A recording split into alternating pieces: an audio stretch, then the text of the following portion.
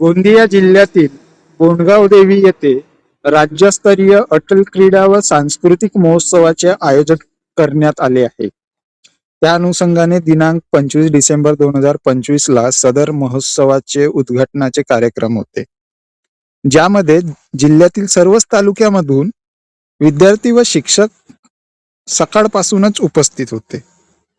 त्याच दरम्यान उद्घाटन कार्यक्रमाच्या दरम्यान देवरी तालुक्यातील एक शिक्षक आपल्या विद्यार्थ्यांना घेऊन जेवणाकरिता जात असताना गोंदिया जिल्हा परिषदेचे अध्यक्ष लायकराम भेंडारकर हे उद्घाटन मंचावरून धावत जाऊन विद्यार्थी तसेच शिक्षकाला उद्घाटन कार्यक्रम संपेपर्यंत कार्यक्रम स्थळी बसण्याची तंबी दिली. जिल्हा परिषदेचे अध्यक्ष साहेब एवढ्यावरच थांबले नाही, तर चक्क त्या विद्यार्थी व शिक्षकाला मंचासमोर उभे करून प्रश्नमंजुषा खेळाच्या माध्यमातून त्यांना झापण्यास व अपमानित करण्यास सुरुवात केली.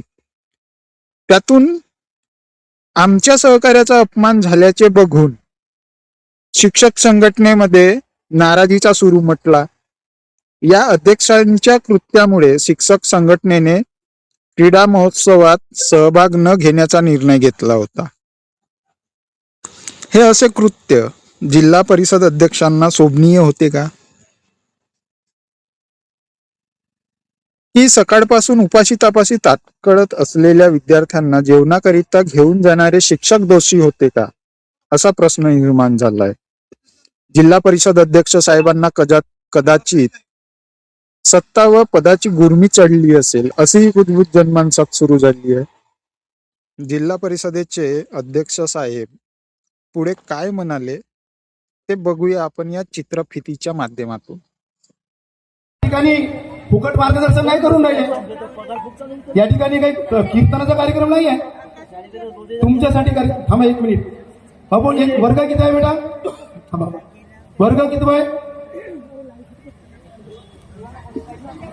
कोणत्या वर्गात आहात सांगा? वर्ग 4. तुमच्या पंचायत समितीचे सभापती कोण आहे त्यांचं नाव सांगा. पंचायत समिती सभापतीचे नाव सांगा. तुम्ही काय पाहिजे तिकडे माझ्याकडे सांगा बेटा. कार्यक्रमाचा उद्देश तुम्हाला समजला पाहिजे. या ठिकाणी मंचावर बसलेली मंडळी आहे. या ठिकाणी कार्यक्रमाचे उद्घाटक कोण, या ठिकाणी कार्यक्रमाचे अध्यक्ष कोण, बाबा त्यांच्यासाठी कार्यक्रम आहे. 3 तास झाले या ठिकाणी मार्गदर्शन करतात. त्यांना एकही जर माहीत नसेल तर आपण घडवू शकतो. त्याच्यासाठी कार्यक्रम. माझे कधी कधी पाहुणे सांगतात मला राजकारण करायचं नाही आहे, मला समाजकारण करायचं आहे. पैशाचा निधीचा वापर हा योग्य झाला पाहिजे. या ठिकाणी कीर्तन करतो, तुम्ही 35 मिनिट वर्गामध्ये शिकवता, विद्यार्थ्यांच्या एकही लक्षात नाही राहणार. ते सावित्रीबाई घडणार आहे, त्यांच्यामध्ये बाबासाहेब दिसणार आहे. ही परिस्थिती आहे. याचं अनुकरण बाकीच्यांनी घेतलं पाहिजे. बसा बेटा. माझा सांगण्याचा उद्देश असा होता, या ठिकाणी आपले सभापती जर विचारलो ना, महिला बालकल्याण विभागाचे सभापती लक्ष्मणजी भगत आहेत, खरं आहे का खोटं आहे विचारलं ना, खरं आहे म्हणते. लक्ष्मणजी भगत हे महिला बालकल्याण विभागाचे सभापती आहेत, खरं का खोटं?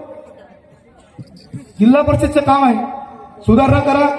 मला फक्त वैयक्तिक विचारलं, माझा काही विषय नाही, पण सहकार्य केलं पाहिजे.